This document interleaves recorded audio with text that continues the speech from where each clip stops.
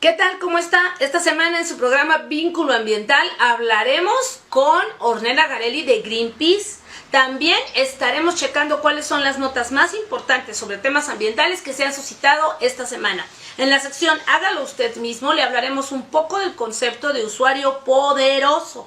Y también tendremos un reportaje especial acerca de nada más y nada menos que el papel.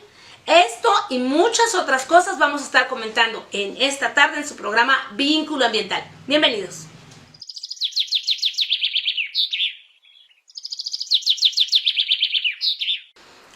¿Qué tal? Pues le damos la más cordial bienvenida a su programa Vínculo Ambiental en esta tarde de domingo, donde empezamos nuestra transmisión.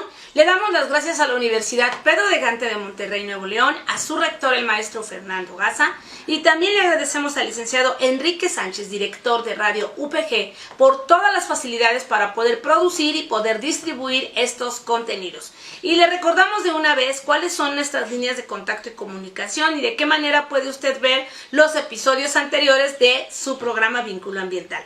Estamos en Facebook y en YouTube como Radio UPG y en Twitter y en Instagram como Radio UPG Oficial.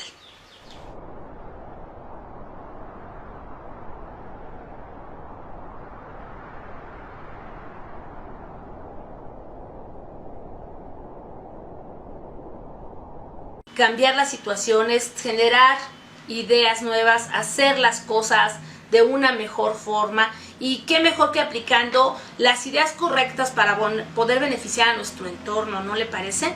Y mire, le quiero comentar en esta tarde acerca de la economía circular. Vamos a conocer dos conceptos o dos ciclos que va a manejar la economía circular. Uno de ellos va a ser el ciclo biológico y el otro va a ser el ciclo técnico.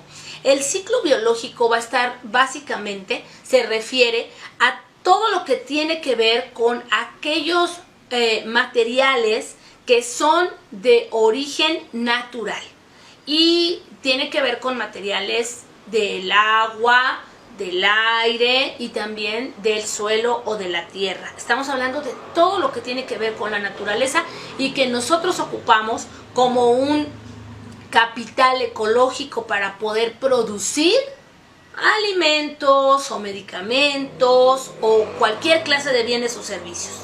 Ese tipo de material va a generar ciclos biológicos que por un lado son ya ciclos formados, En realidad ahí no hay que hacer mucho invento, porque como lo hemos comentado en otras veces, pues en la naturaleza no hay residuos, todo se va aprovechando, ¿no? Incluso nosotros pues somos biodegradables, pero también tenemos por el otro lado los ciclos técnicos. La sección de ciclos técnicos en la economía circular se refiere básicamente a qué es lo que vamos a hacer con todos aquellos productos, bienes o servicios que no son de origen natural. Y le estoy hablando pues de aparatos electrónicos, le estoy hablando de algunas experiencias, de cosas que no tienen un origen natural. Pensemos por ejemplo en un aparato tan simple como una regla de madera, una cosa muy sencilla que cualquiera puede utilizar. Como está hecha de un material biodegradable, pues no va a vivir un ciclo técnico, sino un ciclo biológico.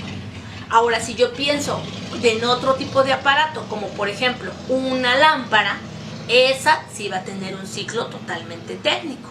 Pero pensemos a qué cosas le pueden pasar. Bueno, ya que la construyen, primero que nada de entrada, desde el diseño, deberían de pensar, aquella persona que diseñe esa lámpara, debería de pensar en de dónde va a obtener las partes que la conforman. Si puede ser de la recuperación de algunos elementos de otros aparatos que ya hayan sido creados. Después de la fabricación, también se tiene que pensar en cuánto tiempo va a ser su vida útil, sea por las horas o por el wattaje o como usted guste. Y después, ¿qué va a pasar con ese aparato? Es decir, cuando ya es un residuo, ¿a dónde va a ir? ¿Cómo se debe de disponer de él? Por ejemplo, separar la clavija, separar el socket, separar la lámpara como tal, o sea, el foco, separar la pantalla, y si se pueden reaprovechar así como están, no a fuerzas enviarlos luego al reciclaje, sino tratar de recuperarlos y meterlos para poder reparar otras lámparas, por ejemplo, o para poder complementar otros aparatos. ¿Qué le parece?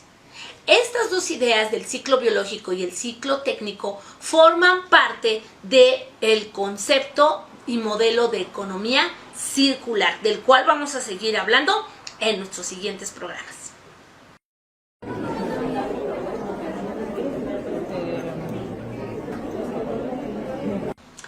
Y bueno, pues ya estamos en su sección por si no lo sabía y vamos a comentarle algunas noticias importantes sobre nuestro tema de interés.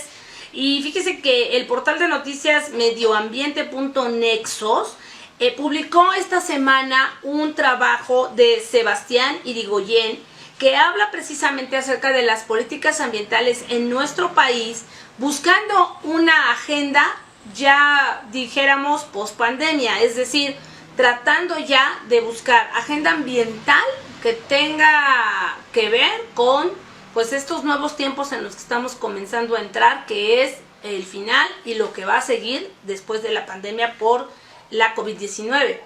En tiempos de crisis los políticos suelen priorizar el crecimiento económico, incluso cuando este tiene efectos adversos para el ambiente y para los que menos tienen. Ante las recientes elecciones en el país, vamos a conocer algunas circunstancias que permiten o obstaculizan una política ambiental sostenible. Por un lado, la crisis económica tiene efectos en las preferencias y en las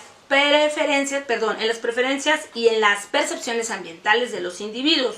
Y en este sentido, la crisis actual podría agudizar el dilema entre proteger el medio ambiente y combatir la pobreza.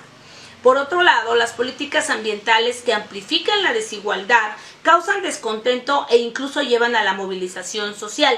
Si los encargados de la política pública toman estos dos factores en consideración, podrán considerar diseños institucionales que coinciden la agenda ambiental y la agenda social.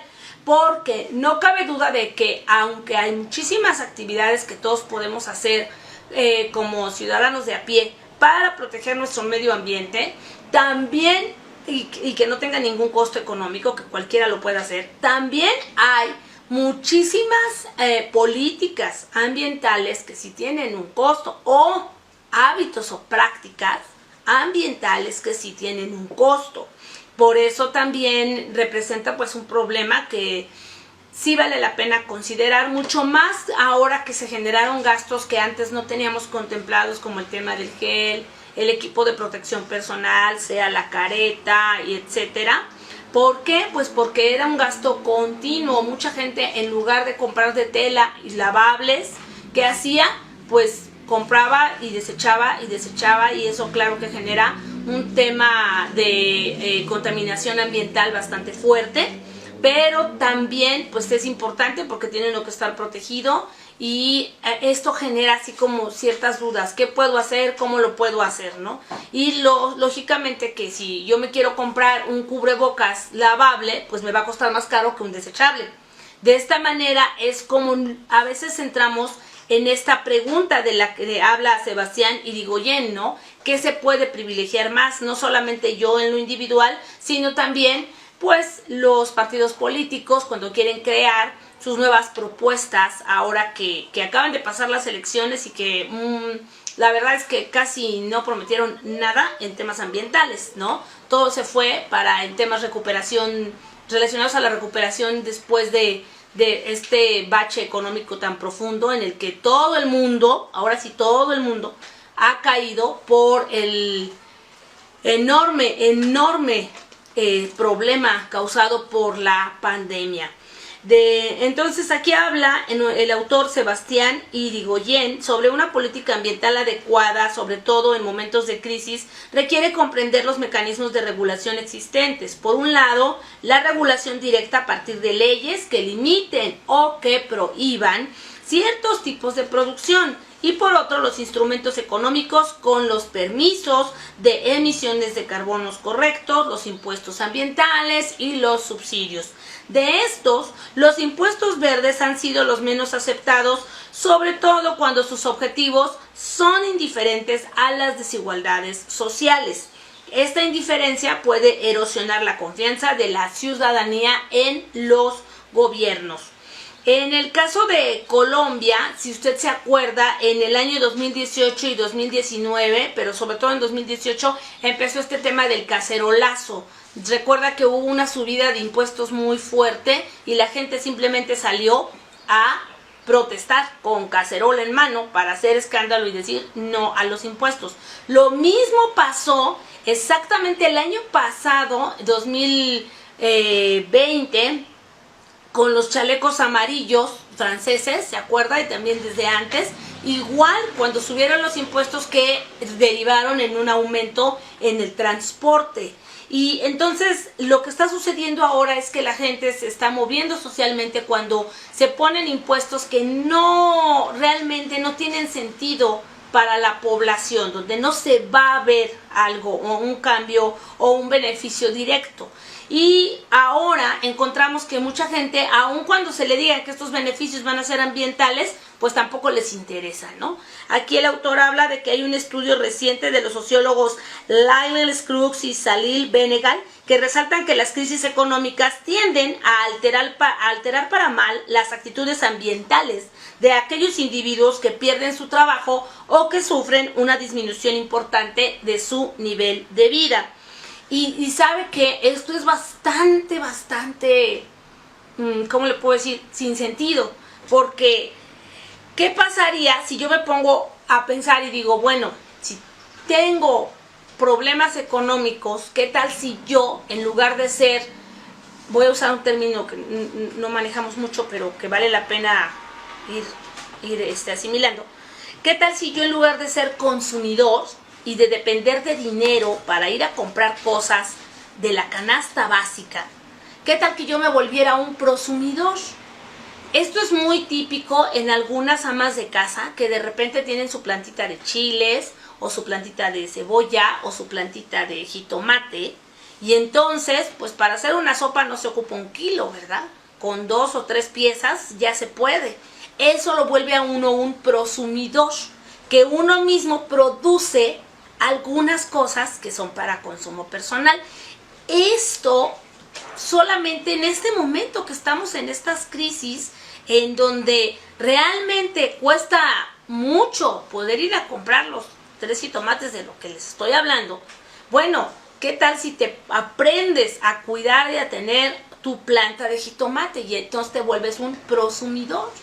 A lo mejor tú me dices, bueno, es que esto es una tontería, pero es un poquito que un buen día te puede resolver. Y lo mismo pasa, como decía yo hace un momento, con el chile, con varias cosas que no se necesita ser así como un señor agricultor para poder sembrar y cosechar en casa. Y entonces ahí vemos que se cumple lo mismo de siempre, ¿no? Que en realidad todas las crisis son áreas de oportunidad. O sea, para unos es la desgracia del mundo, para otros al contrario, ¿no? A río revuelto, ganancia de pescadores. Pero los que estamos en medio, podemos también buscar una oportunidad para hacer las cosas de una mejor manera y no ser víctimas nada más de las situaciones, sino tener algo que aprender, algo que aportar, algo en lo que mejorar. Y bueno, finalmente le comento que de forma similar no es sorprendente que el negacionismo climático surja con mayor facilidad en tiempos de crisis. La evidencia empírica muestra que ante una caída en la preocupación individual por el ambiente, ciertos políticos pues no ven la necesidad de priorizar la protección ambiental, llegando incluso a preferir discursos que minimizan o ignoran las afectaciones climáticas, como cuando nos dicen que tienen otros datos o como cuando nos dicen que no es cierto, que eso no existe, que son cosas que pues ya hemos escuchado no solamente en nuestro país, ¿no? Sino en todo el mundo. Y bueno, pues este fue un trabajo publicado en el portal de noticias Medio Ambiente Nexos. Y ahora el portal de noticias de CNN en español también publicó una nota relacionada Planeta en peligro. Y fíjese que habla de un estudio que se realizó para saber cuáles eran las 100 ciudades con mayor riesgo ambiental. ¿Y qué cree? No está México en el primer lugar, o sea que bueno. Pero ni tan bueno, porque sí aparecemos, claro, como una ciudad con riesgo ambiental fuerte. Dice aquí que de las 100 ciudades con mayor riesgo ambiental, según el reporte, solamente una no es de Asia, está en América Latina. Este reporte fue desarrollado, pero nos informa de él Ángela Reyes. De las 100 grandes ciudades que enfrentan el más alto riesgo por amenazas ambientales y climáticas, 99 están en Asia. Según un ranking elaborado por la firma Verisk Maplecroft para inversores y compañías. La única que está fuera de este continente se ubica en América Latina y se trata de Lima, la capital de Perú. En la región también tienen perspectivas sombrías, capitales como la Ciudad de México y Santiago de Chile. La compañía evaluó a los 576 centros urbanos más grandes del mundo y encontró que más de 400 ciudades están en peligro ambiental alto o extremo por la combinación de varios factores como los peligros naturales, la contaminación, la disminución del suministro de agua, el calor extremo y la vulnerabilidad frente al cambio climático. Y bueno, pues en este índice de riesgo la compañía evaluó específicamente los riesgos de las ciudades frente al cambio climático. En el primer nivel de este ranking global está, o sea, en la peor posición, es de esas veces donde ser el primero es ser el peor. En el primer lugar de este ranking global está Yakarta, que es una de las regiones urbanas más superpobladas del mundo. La capital de Indonesia es hogar de más de 10 millones de personas, según la ONU, y alberga unos 30 millones en su área metropolitana. De acuerdo con el Foro Económico Mundial, es una de las ciudades que se están hundiendo a mayor velocidad, sumergiéndose en el mar de Java, en parte por la extracción excesiva de agua subterránea. Las advertencias sobre la situación de Yakarta no son nuevas. En 2019, las autoridades anunciaron un plan para relocalizar la capital que llevaría varios años.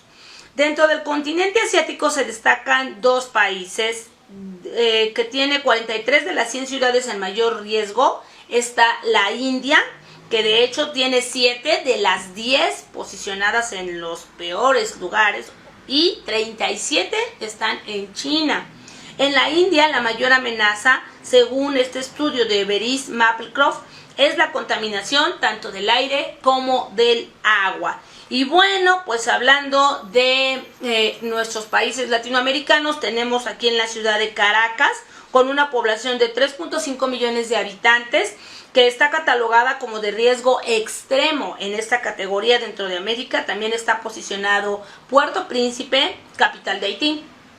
En el caso de la Ciudad de México, está catalogada como de riesgo alto, igual que la ciudad de Lima y Miami. La capital de México, con 9.2 millones de habitantes, tiene también resultados sombríos en otras áreas. Está catalogada de riesgo alto en el índice de riesgo ambiental y también específicamente en lo que se refiere a la contaminación de aire y de agua. De hecho, en México las autoridades informaron recientemente que la temperatura a nivel país aumentó 1.4 grados Celsius, mientras que a nivel mundial la subida fue de 0.98 grados. Es decir que hubo un aumento promedial en nuestro país de temperatura superior a lo que hubo en el resto del mundo. Por eso nosotros hablamos con ustedes estos temas, porque la realidad es muy seria y es importante tomar las mejores decisiones. Y finalmente, el portal Infobae.com, hablando en su sección de tendencias, en una nota de Víctor Ingracia, habla precisamente de los impactos ambientales que se han generado como consecuencia de la pandemia de COVID-19 en México. El surgimiento del nuevo coronavirus ha tenido resultados mixtos en el ambiente, con un confinamiento que obligó a reducir el consumo y el transporte contaminante por un lado, pero con el aumento de la utilización de plásticos de un solo uso por el otro. De esta manera necesitamos tener una mirada equilibrada del planeta, que cada vez está más frágil y más habitado. El planeta se vio modificado el comportamiento humano durante la pandemia por COVID-19, que todavía no termina, aunque ya está en su parte final. Sin dudas, la pandemia que irrumpió hace casi año y medio en el mundo ha provocado una enorme crisis mundial en diversos aspectos, como el sanitario, económico y social en general, con múltiples restricciones, confinamientos y cambios de vida obligados, sin mencionar, por supuesto, los millones de infectados, que hasta ahorita van alrededor de 172 millones de personas en el mundo, y los millones de fallecidos, que tenemos 3.7 millones de personas también contabilizadas. Pero respecto a la cuestión medioambiental hay distintas miradas que muchas veces son antagónicas. Desde los informes más optimistas que afirman que el confinamiento ha logrado disminuir el consumo y se perciben mejoras temporales en la calidad del aire, hasta los más pesimistas que sostienen que no hay nada positivo de esta situación y subrayan que ha habido consecuencias negativas, como el aumento en la utilización de plásticos de un solo uso. En el marco del Día Mundial del Medio Ambiente, que se celebró el sábado pasado, esta nota destaca que un informe europeo expone un dato realmente asombroso. Alrededor del 60% de las enfermedades infecciosas humanas son de origen animal, mientras que las 3/4 partes de las enfermedades infecciosas nuevas y emergentes también se transmiten a los seres humanos a través de los animales. Entre ellas figuran los virus responsables de una importante mortalidad mundial que han surgido de sistemas intensivos de cría de ganado doméstico, como recordemos sería un ejemplo común la gripe aviar. Lo importante entonces pues es restaurar al planeta. Como modo de concientización, el pasado sábado en el Día Mundial del Medio Ambiente, el lema propuesto por la ONU este año fue reimaginar, recrear y restaurar. Una propuesta que pone en foco la restauración porque, por ejemplo, se pierden 10 millones de hectáreas de bosques cada año. También se busca detener y revertir los daños para migrar hacia un nuevo paradigma, fomentando acciones transformativas que permitan alcanzar una relación positiva entre las personas y la naturaleza. Como le hemos comentado nosotros en este programa, pues el tema es realmente que hemos perdido nuestro vínculo con el ambiente, tratando de hacer lo que llamamos nuestra propia vida. Nos damos cuenta de las repercusiones enormes de lo que hacemos bien o mal, y también de la enorme dependencia que tenemos todos los seres humanos de todo lo que nos rodea, absolutamente todo. Por esto es que nosotros estamos todas las semanas comentando con usted cuáles son algunas de las acciones más importantes que debemos realizar, y sobre todo, pues la primera es la conciencia. El concienciar sobre estos temas nos va a permitir tomar mejores decisiones y hacer las cosas de una forma muchísimo más responsable.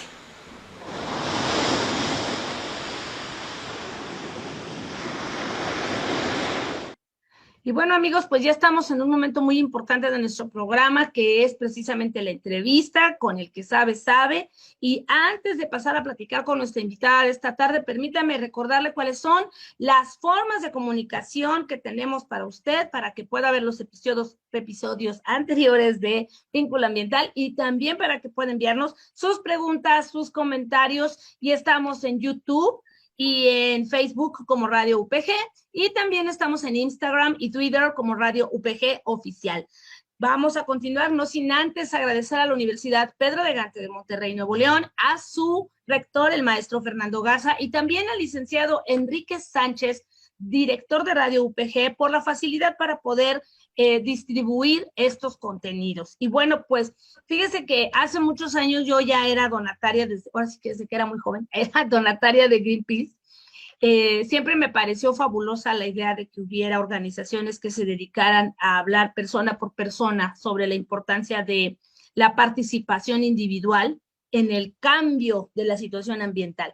Pero hace más o menos unos 3 años también tuve la oportunidad de estar en el equipo de investigadores que desarrollamos un estudio acerca de la realidad del reciclaje en México, auspiciado por Greenpeace, y para mí es muy, muy grato poder recibir en nuestro programa a la que en este momento es la especialista de cambio climático y además consumo responsable para nuestro país. Ella es Ornella Garelli, que además es una excelente compañera para todas las actividades ambientales que a usted se le puede ocurrir. Somos compañeras en la Alianza México Sin Plástico, pero también en cualquier clase de eventos desarrollados para promover y difundir las buenas prácticas en temas ambientales. Y pues te doy la más cordial bienvenida, Ornella. ¿Cómo estás? Hola Katia, muchísimas gracias por la invitación. Es un gusto para mí participar en este espacio. Comenzando para una organización mundialmente conocida que tiene esta forma de acercarse persona a persona para ir explicándole siempre en campañas continuas o más bien permanentes. ¿Cuáles son estos esfuerzos individuales necesarios que tenemos que hacer? Tú, Ornella, como responsable de consumo responsable, ¿cuáles serían aquellas cosas que promueves dentro de Greenpeace? Sí, gracias Katia. Pues mira, Greenpeace es una organización que busca transformaciones estructurales, ¿no? Cambios sistémicos que realmente lleven a una diferencia, ¿no? Entonces, tenemos actividades que sí se enfocan a presionar a gobiernos, a empresas que están detrás de los problemas ambientales, ¿no?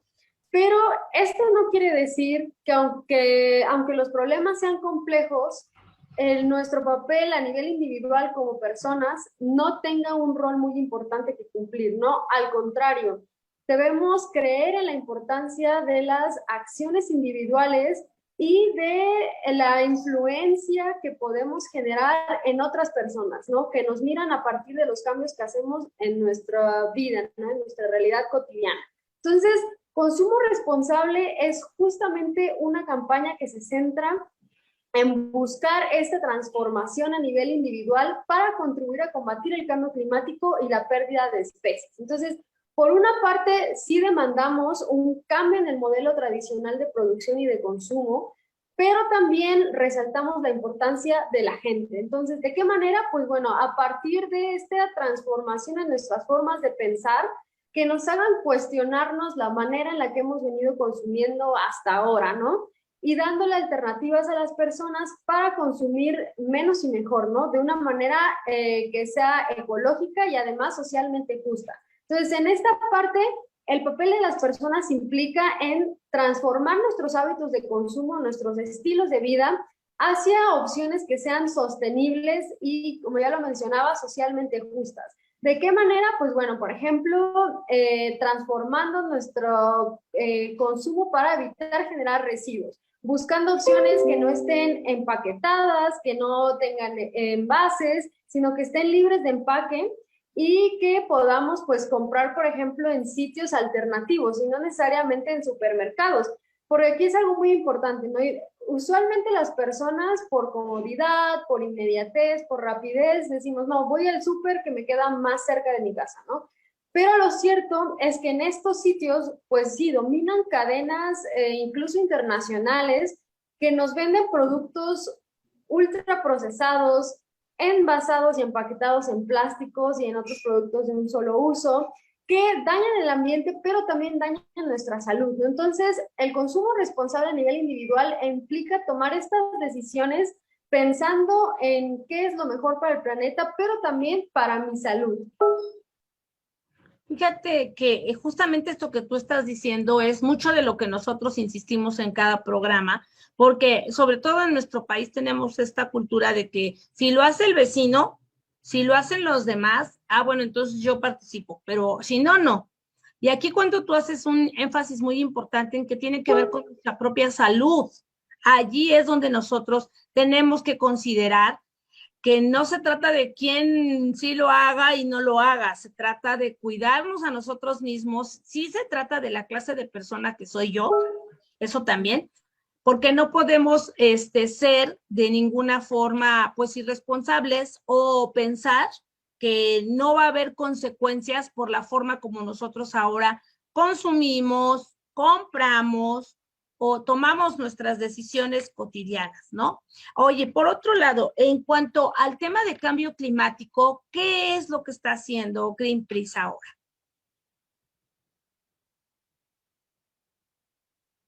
Sí, pues mira, perdóname, sobre el cambio climático, en esta misma campaña de consumo responsable, las alternativas de producción y de consumo que estamos impulsando eh, buscan contribuir a combatir el cambio climático a través de formas distintas de producción, ¿no? Por ejemplo, estamos trabajando, las llamamos iniciativas de consumo alternativo, de consumo responsable, pero son mercados de productores, tianguis agroecológicos, cooperativas de consumo, huertos urbanos. Entonces, todas estas iniciativas producen particularmente alimentos con prácticas que son ecológicas, ¿no? Es decir, libres de transgénicos, libres de agrotóxicos, que no generan contaminación y que además pues están produciendo alimentos que son saludables. Entonces, estas prácticas ecológicas generan grandes beneficios en términos, pues sí, de evitar el cambio climático, pero también de evitar otros problemas ambientales, como ya lo mencionaba, de la contaminación, por ejemplo, por la generación de residuos o por filtración al suelo o al agua, ¿no? De estos agrotóxicos. Y además de esto, invitamos a la gente a consumir local, es decir, a comprar o consumir con estas iniciativas que están en tu ciudad, ¿no? Que están más cercanas a ti, en lugar de estar comprando productos importados, como ya lo mencionábamos, que venden en supermercados o centros comerciales, que para llegar a nuestras manos tuvieron que viajar por cientos o miles de kilómetros, ¿no? Y que eso hace que tengan una huella de carbono mucho más alta y que por tanto Claro. contribuyan más al calentamiento de nuestro planeta, ¿no? Entonces, estos productos, además de ser producidos con estas técnicas agroecológicas, también son locales y esto genera no solamente beneficios ambientales, sino también para las comunidades en las que vivimos o que están cercanas a nosotras, porque comprando local, pues apoyamos, por ejemplo, el bienestar de estas familias que están detrás de estas iniciativas alternativas. Entonces, es importante ver esto porque es un vínculo que existe entre la protección del medio ambiente, pero también la justicia social, ¿no? De todas estas personas que participan en las iniciativas, porque además se busca que tengan, bueno, que puedan vender sus productos a precios justos, que les den los ingresos que necesitan para vivir, ¿no? Nada de estar pagando pues menos de lo que realmente vale este producto. Que justamente acabas de tocar un tema medular que normalmente nosotros como consumidores podemos tener una idea absolutamente retorcida, perdóname la expresión, pero creo que esa es la correcta, ¿no? O sea, si tú te pones a pensar, compras un producto y el producto dice, por ejemplo, hecho en Indonesia y te cuesta 10 pesos, sí te debería dar comezón pensar, ¿cómo puede ser que algo de Indonesia, que está hasta allá, te cueste 10 pesos? O sea, ¿cómo puede, exactamente lo que hablabas ahorita, cómo puede ser un precio justo? Yo sé que por la globalización, por los, digamos, tratados comerciales y todo esto, pues sí, se abaratan los costos, pero tanto. Y esto que tú estás comentando ahora también es muy importante porque muchas veces nosotros, en aras de ahorrar nuestro dinero, no nos detenemos a pensar que queremos que la persona que nos está vendiendo un bien o un servicio o un producto, que esa persona pierda, ¿no? O sea, no tenemos este sentido de justicia comunitaria, ¿no? Nada más yo. Y esta es una de las grandes situaciones que se tienen que corregir. Yo, por ejemplo, pensemos en alguien que viene de visita de otro país a nuestro país. Hay incluso folletos de viaje que les explican que aquí, cuando vengan y compren artesanías, no acepten el precio que les dan, que tienen que regatear, que porque es una práctica cultural y que aquí todo el mundo ya sabe. Y eso no es cierto, ¿no? En realidad el regateo no es una práctica cultural para las comunidades. Pienso, por ejemplo, ahorita en Oaxaca, que el trabajo que les cuesta el chocolate, el mole, tantas y tantas cosas maravillosas que nada más se hacen allá y que todavía llegues tú a regatear y que te vendan la idea de que eso es correcto y que uno ya espera que así sea. Eso no es así. Son parte de exactamente estas costumbres que no hablan de un consumo responsable, sino de un consumo irresponsable, ¿no? Y además, ¿cuánto más cuando estamos hablando de productos como tú lo estás expresando, que están bien hechos en todos los sentidos posibles, ¿no? Ornella, pues te agradezco mucho esta parte, pero también me gustaría mucho que antes de despedirnos tú me contaras qué quisieras tú, qué quisieras como mensaje, no sé, general que tú pudieras hacer llegar a todas las personas, qué quisieras tú invitarlos a que pensaran o a que hicieran, tú como representante de Greenpeace? Sí, pues me gustaría retomar esto que mencionabas de los precios sumamente bajos que luego encontramos de algunos productos. Las grandes marcas o grandes empresas pueden vender productos con estos precios porque externalizan estos costos.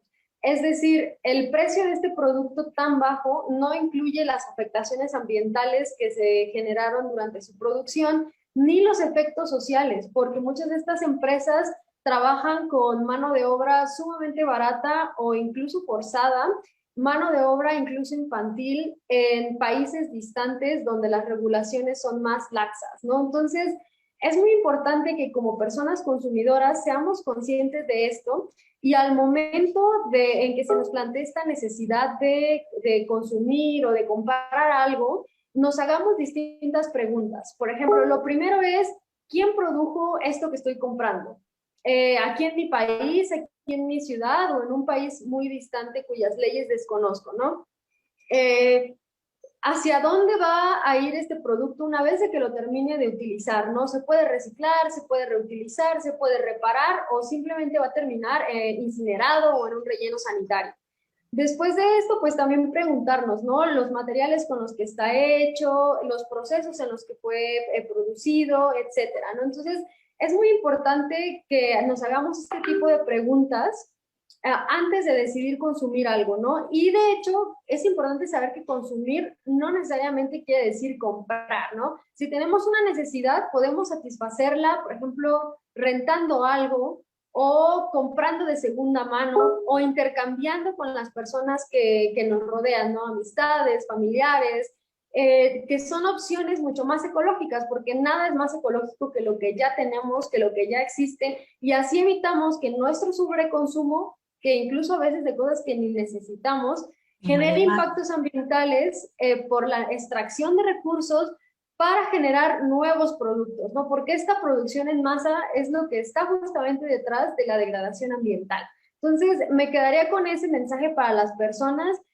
Lo más ecológico es lo que ya tenemos y evitemos seguir sobreconsumiendo. Y ya si necesitamos de plano algo, puedes buscar estas otras opciones, ¿no? Rentar, reutilizar, intercambiar, que es parte también de consumir sin comprar.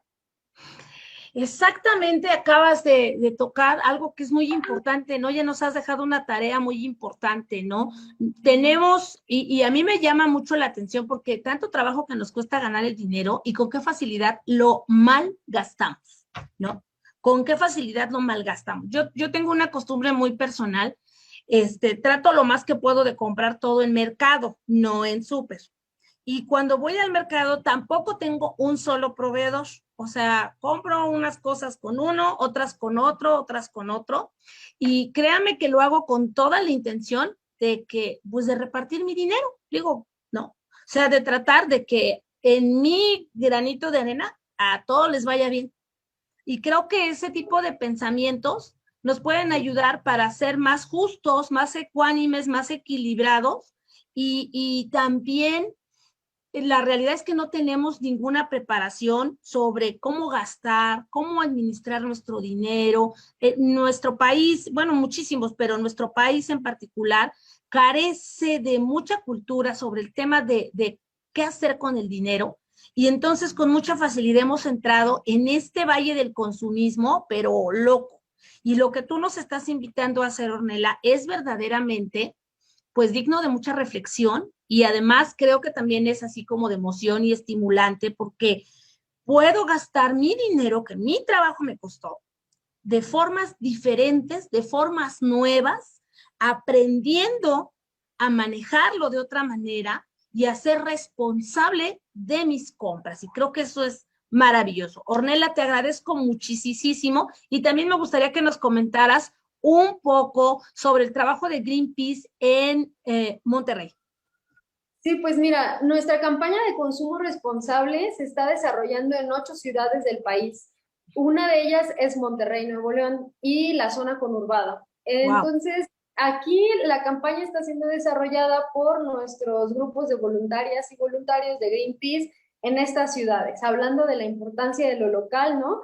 Esta campaña la están implementando ellas y ellos en colaboración con estas iniciativas de consumo responsable que ya te mencionaba, como huertos urbanos, mercados de productores, y en Monterrey el enfoque en particular es en reverdecer nuestras ciudades a través del establecimiento de más huertos urbanos que nos permitan, pues sí, producir nuestros propios alimentos de forma ecológica y más saludable para las personas, pero también con los beneficios ambientales y sociales que los huertos urbanos traen. Entonces, están haciendo bastantes actividades muy buenas. También parte de diálogo con las autoridades locales para asegurar, pues sí, que se abran más espacios en las ciudades para poder establecer estos huertos urbanos y pues también para su permanencia. Entonces, es una labor bastante interesante que les va a gustar mucho escuchar. Sí, te agradezco muchísimo porque fíjense, compañeros del auditorio, querido auditorio, fíjense que la próxima semana vamos a tener la oportunidad de hablar de cerca precisamente con algunos de los voluntarios que están allá en Monterrey y me da muchísimo gusto esto porque realmente conocer el trabajo ahora sí que in situ nos va a beneficiar mucho a todos y sobre todo a ustedes allá, a todos los de la universidad, a todos los de Radio UPG, nuestro público de allá, estén pendientes, nos van a explicar mucho, vamos a aprender mucho y Ornella, te agradezco de verdad esta entrevista y también lo de la otra semana que me encanta que vamos a tener a los voluntarios acá en el programa. Muchas gracias. Súper, muchas gracias, Katia. Saludos al auditorio. Gracias. Hasta luego. Continuamos.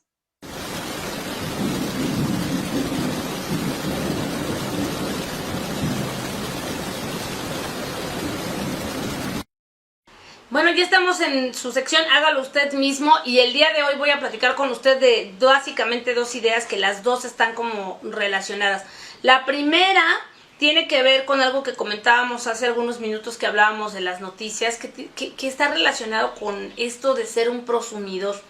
Y le decía yo que valdría la pena considerar, pues, aprender a producir cosas que nosotros vamos a consumir. Le voy a dar un ejemplo que por supuesto es digamos un ejemplo muy rústico, pero es un ejemplo real.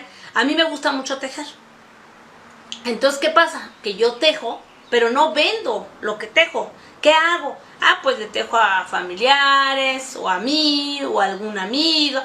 Entonces, de esta manera, esas prendas que yo hago tienen forzosamente que evitar que estas personas pues compren otra prenda más.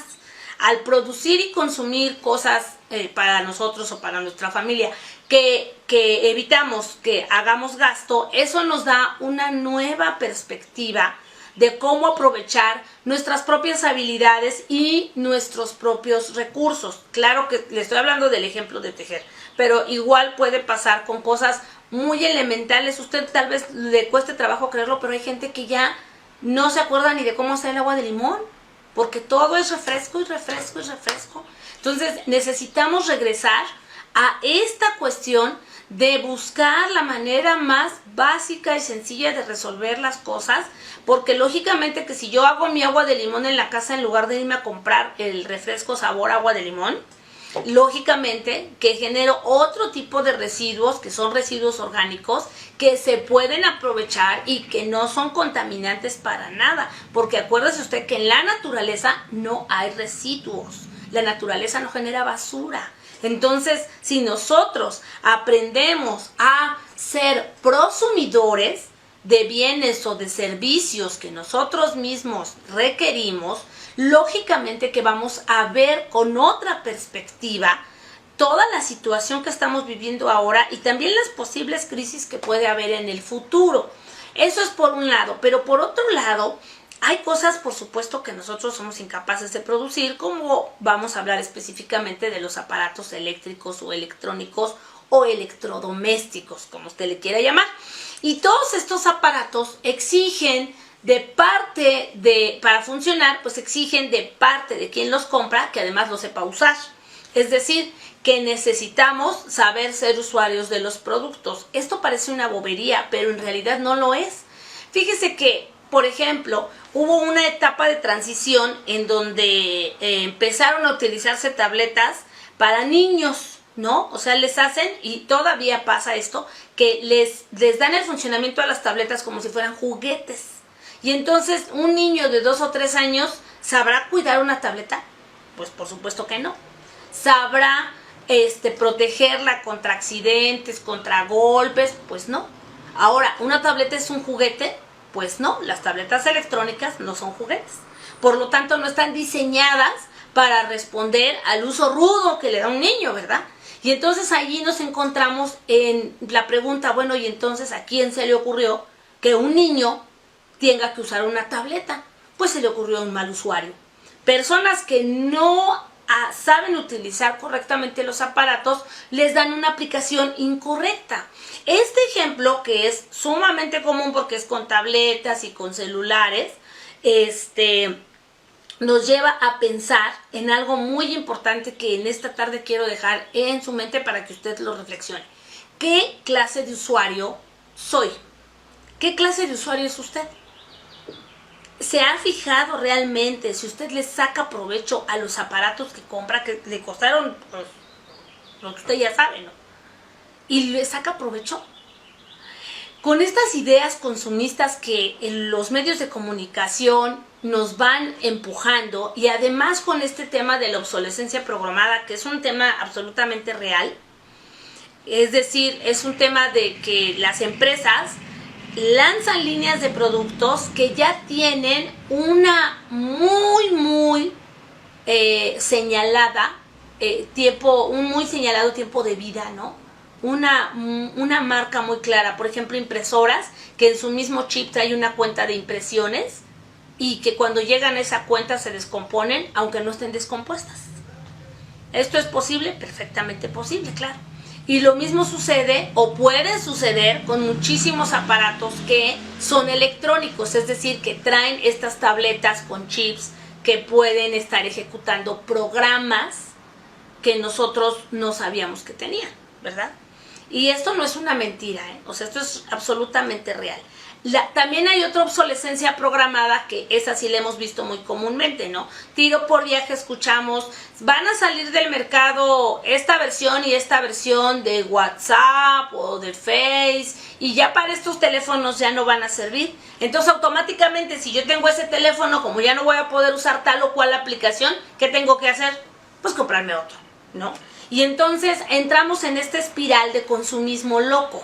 A eso añádale que nosotros tenemos los aparatos y no los sabemos usar. Le voy a poner un ejemplo.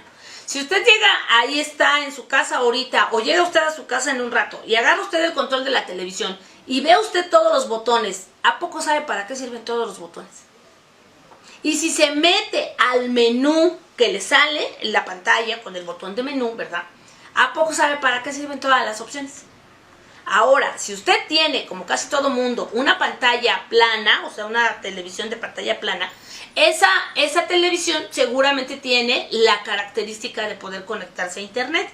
Si usted ya lo tiene conectado a internet, le pregunto, ¿ha bajado alguna actualización? ¿Le ha dado mantenimiento? Porque estos aparatos también se les puede dar mantenimiento.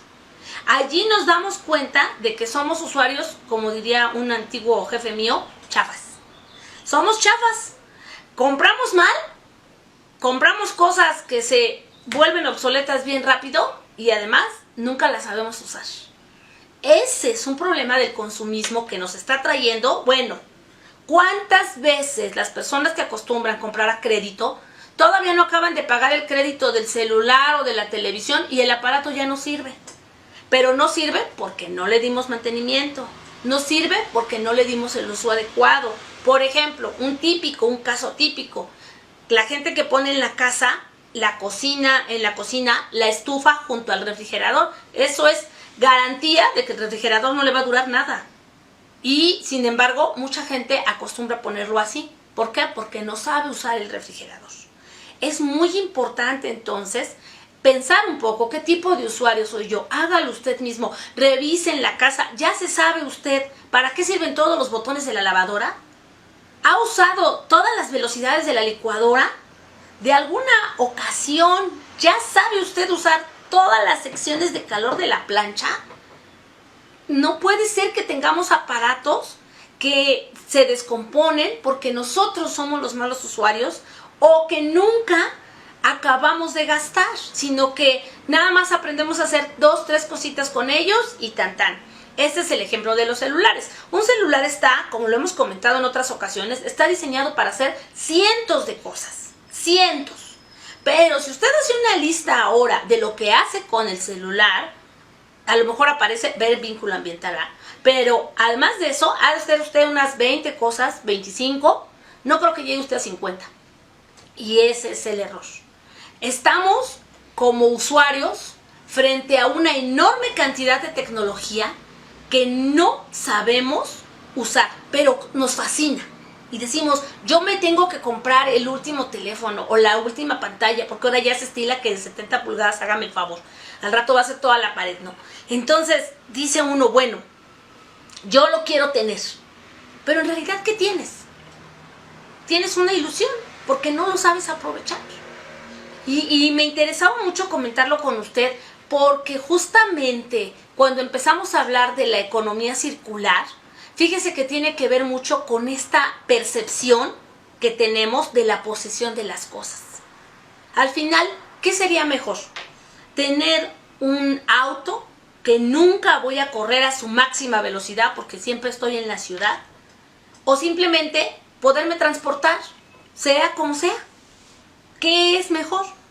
¿Tener una lavadora que me costó tantos mil y que nunca voy a saber usar todos los programas de servicio, los niveles de agua o las temperaturas o los tipos de enjuague?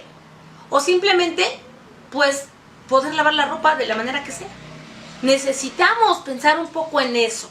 ¿Y para qué? Para llegar al tiempo donde lo que yo compre, el aparato, el artículo que yo compre, sea porque lo voy a usar bien, hasta sus últimas consecuencias, ¿no? O sea, hay mucha gente que se ríe de personas que traen teléfonos viejitos y le dices, es un ladrillo, es una piedra, no sé qué. No, es un buen usuario, porque resuelve sin estar llenándole y rellenándole los bolsillos a grandes empresas que ya no tienen ni dónde meter el dinero de tanto aparato que venden. Aquí entonces yo le pido, por favor, hágalo usted mismo, revise los aparatos, piense un poco qué tipo de usuario es y propóngase volverse un usuario poderoso.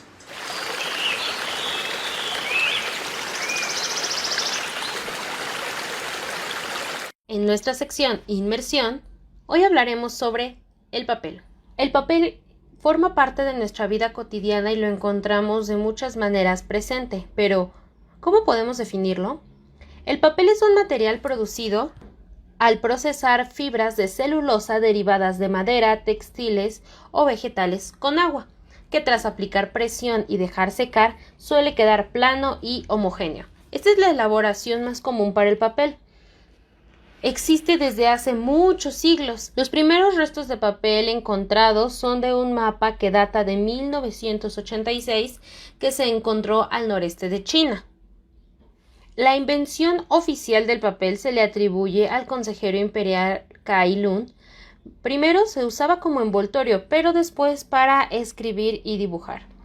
En China también inició la idea de el papel moneda, por su facilidad para ser transportado y para contener información. En Europa, el documento más antiguo escrito en papel es un breviario del siglo XI. La invención de la imprenta permitió, gracias a Gutenberg, que se usara el papel como soporte para la transmisión acelerada de información y conocimiento. Esto permitió que la población pudiera tener acceso a documentos como libros, y en el siglo XIX se utilizó por primera vez la madera de los árboles como materia prima para hacer el papel, por Charles Fennerty, un canadiense que revolucionó la manera en la que se producía el papel. Permitió una variedad de papel y una reducción del costo del papel, lo que hizo que este producto se volviera de gran consumo. El papel se volvió una herramienta clave en la alfabetización y desarrollo de la comunidad en la sociedad, ya que es un material que se puede adaptar a muchas formas y existen muchos tipos.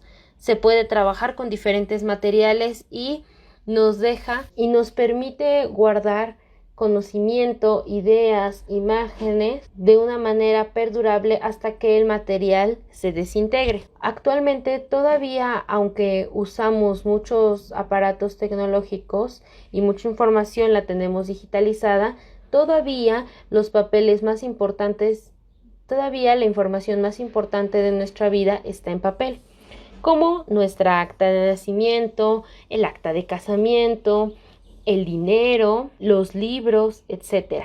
El papel sigue siendo algo muy importante en nuestra vida cotidiana y no solo él, sino sus derivados, tales como el cartón, que actualmente sabemos que se usa mucho para los envíos y la mensajería en todo el mundo. Algunas recomendaciones que puedes seguir para ahorrar papel y que no continúe la tala de árboles es usar una hoja por ambos lados, continuar con los medios digitales en tanto sea posible, usar papel reciclado. En vez de comprar papel completamente blanco, podemos usar papel reciclado. Antes de mandar a imprimir algún documento, debemos de verificar para eliminar todos los posibles fallos y así imprimir la versión final. Y ya que el papel es residuo, ya que lo vamos a tirar y sabemos que no se usará más, debemos de tenerlo en una papelera aparte, donde no se contamine con ningún otro residuo. Esto va a optimizar la reutilización y el reciclaje del papel. Para que un árbol pueda ser talado, necesita tener 7 años de vida. Tomemos en cuenta esto la próxima vez que queramos romper una hoja, arrancarla o utilizarla de una manera incorrecta. En nuestros libros y en nuestros cuadernos está la vida de los árboles que tuvieron que morir para que nosotros tuviéramos donde escribir. Recuerda que cada vez que abres un libro, un árbol sonríe porque sabe que hay vida después de la muerte.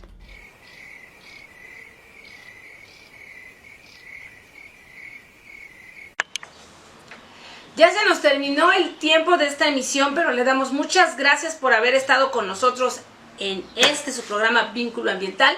Recuerde que necesitamos volver a crear nuestro vínculo ambiental porque todo está conectado con todo. Le damos las gracias a la Universidad Pedro de Gante de Monterrey, Nuevo León, al licenciado Fernando Gaza, su rector, y también al licenciado Enrique Sánchez, director de Radio UPG, por las facilidades para crear este programa. Gracias. Y nos vemos el próximo domingo.